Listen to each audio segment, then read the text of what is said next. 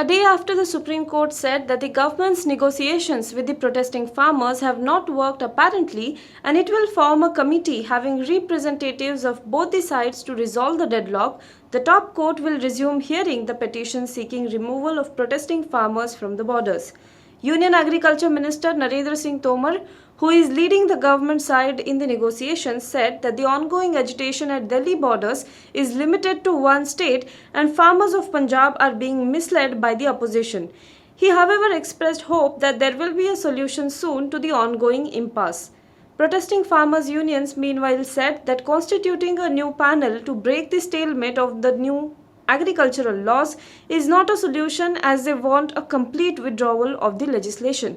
They also said that the government should have formed a committee of farmers and others before the laws were enacted by the parliament. A day after Arvind Kejriwal announced that Aam Aadmi Party will contest 2022 Uttar Pradesh Assembly elections, Delhi Chief Minister on Wednesday hit out at his Uttar Pradesh counterpart over COVID-19 management and the quality of school education in India's most populous state. The war of words prompted criticism from UP's Basic Education Minister Satish Dwivedi over the state of the government schools, while Delhi Deputy Chief Minister Manish Sisodia sought for an open debate on education with the UP's top political leaders. Kejriwal alleged irregularities in conducting fake coronavirus tests and shared a news report on Twitter supporting his allegations. Prime Minister Narendra Modi played an important role in the fall of Kamal Nath-led Congress government in Madhya Pradesh in March. Kailash Vijayvargiya, BJP's National General Secretary, claimed in a statement that appeared to be in a jest at a public event in Indore on Wednesday. Vijayvargiya said this with Mr. Pradhan, a union minister, and the Madhya Pradesh Home Minister Narottam Mishra present at the time. He said, "Don't tell anyone. I haven't told anyone this till now, and I'm making it public for the first time from this stage. If anyone played an important role in pulling down the Kamal Nath government, it was Narendra Modi and not Dharmendra Pradhan."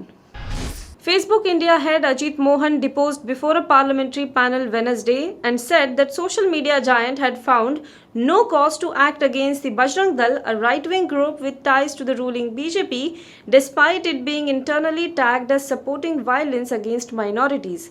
Mohan had originally been summoned by the Parliamentary Standing Committee on Information and Technology to discuss the safety of user data.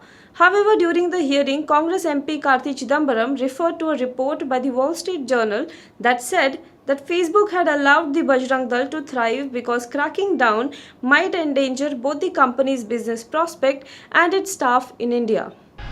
An Alaskan healthcare worker had a serious allergic reaction after getting Pfizer Incorporation and BioNTech's coronavirus vaccine, but he is now stable, public health authorities said on Wednesday. The adverse reaction in the person minutes after taking the Pfizer shot on Tuesday was similar to two cases reported last week in Britain. Britain's medical regulator had said that anyone with a history of anaphylaxis or severe allergic reaction to a medicine or food should not get the Pfizer-BioNTech COVID-19 vaccine.